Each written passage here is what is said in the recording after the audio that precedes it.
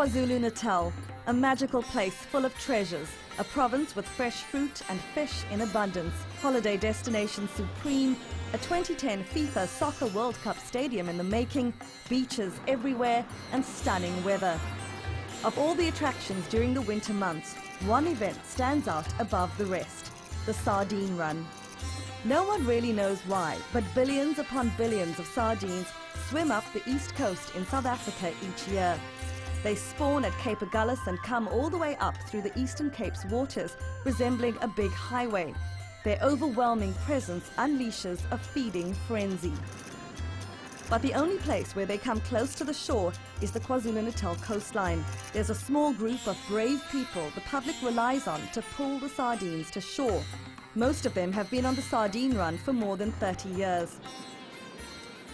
They are legends for the passion with which they hunt the sardines.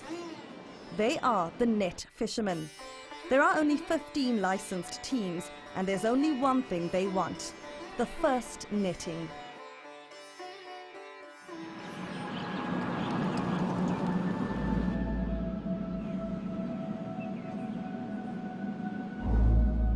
Gulam Isak, who has 40 years' experience in the game, is one of the front runners. I'm just waiting for a call. Let's see what's happening. I've got people watching there at Port Edward, and I've got people watching from Pumula this way. They'll tell us what's happening now. Yeah, one before that. He's up before sunrise so he can watch the ocean for any sign of what the fishermen refer to as activity, pockets out at sea where birds and dolphins are preying on sardines. And the dolphins are here. Yeah, Ramsgate. Yeah, what's happening your side? No birds came through you yesterday. Yeah, close inshore, right next to the white water. Right now. Okay, bye. What's happening this side? Gulam, his right-hand man Faroon Zaf Mohammed and their team can wait for hours on what he regards as the best beach for netting for the day. While Gulam checks out the sea, he's constantly on the phone, receiving information from spotters he has placed at various other beaches. They use this spotting car, which is unknown to the competition, hoping other netters won't notice and follow them. This side took in. Yeah, but if you look from here, you can see the birds all the way up there. Look there when the sun shines, they can see them white. As soon as they're convinced there's a better chance of netting elsewhere, they move.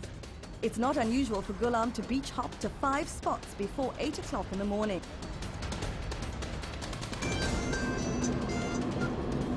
Mark, I'm going to Mark and wait for the thing. I'm coming around there.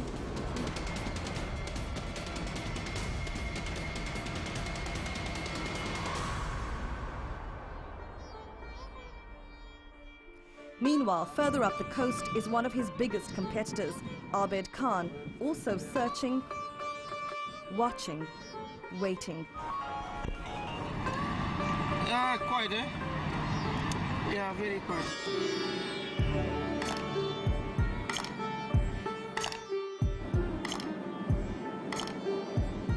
We had information yesterday that they were at Rocky Bay, there was some activity there. Birds diving and dolphins. So I was here at 5 o'clock in the morning in the dark, waiting for the sun to come up so that we could see and check the swords in the water. But unfortunately this morning they were not here. The seas are huge. As the netters continue searching, they're contemplating each other's chances. Opinions vary about the characters in the race. Gulam's a very good netter. He's been in the game a long time. That's one good thing about Gulam. He never gets negative, and he keeps us all interested. So it's good. Everybody actually looks for him to find out where the fish is, what the current is doing, what's happening, when we'll net. So he's the master of the ocean when it comes to the sardine run. Abed is too good. So he's sharp. He's a master. But it's not only about the prestige, it's about the money too. In the early stages of the sardine run, the first person who normally gets the first net is the lucky one, and that's where the money is. In the first crates that we get, we sell them for like 350 to 400 rand a crate. We've been netting like 500-600 crate a time. If you're there first, and you win, 2 months after the start of the Sardine Run, the KwaZulu-Natal Sharks Board's Sardine Hotline announces the Sardine Run is not happening. But Ghulam, Mr. Positivity, is still around. And Abed also hasn't given up.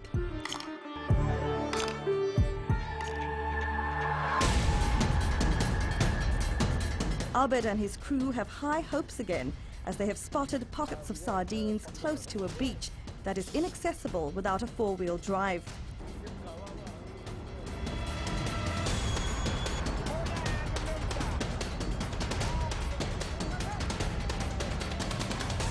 The team rushes down the beach and jumps into action. Within minutes, they launch their rubber duck.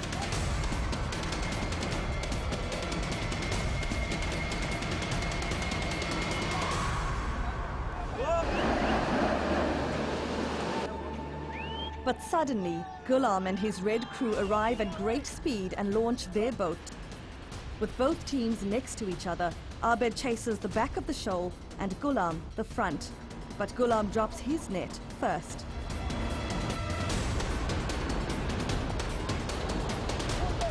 Back on this side, come here, come in between here. Hey, come here! All eyes are on Ghulam and his team as they rope the net in, hoping for the best.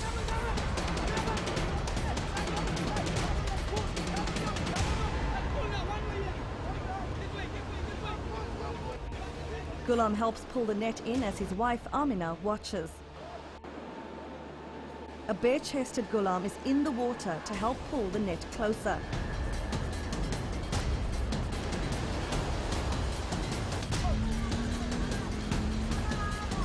And finally, the first net.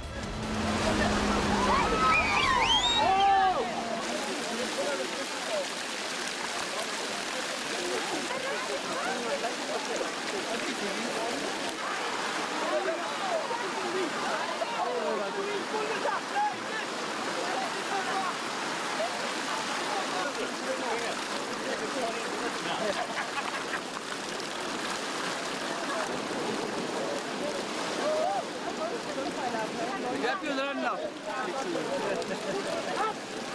Hey, Bongan, pick all that fish up.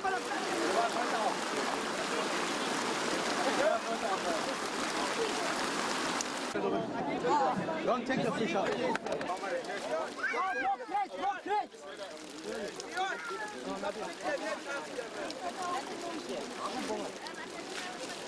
Buyers offer lots of cash for one crate. The precious crates are being loaded. In the end, both teams emerged winners. That's because the sardines are still so scarce that all the nettings currently taking place are extremely novel. Both teams fetched the highest prices ever offered for sardines on the KZN coast. While Abed and his team are also busy netting, Ghulam's family is already on their way to go and sell the fish.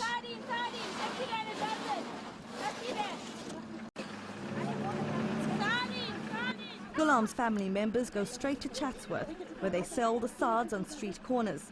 Locals dip them in masala and deep fry them as part of the sardine tradition. An hour after the nettings, Ghulam passes Abed in the road. There may be no hard feelings, but they don't greet. The waiting game played havoc with the emotions of fishermen and travellers, but it was well worth the wait as the sardines made their much anticipated appearance. And come next winter, the chase will be on again, as the annual Sardine Run remains the biggest and most exciting marine spectacle to be witnessed along the shoreline of South Africa.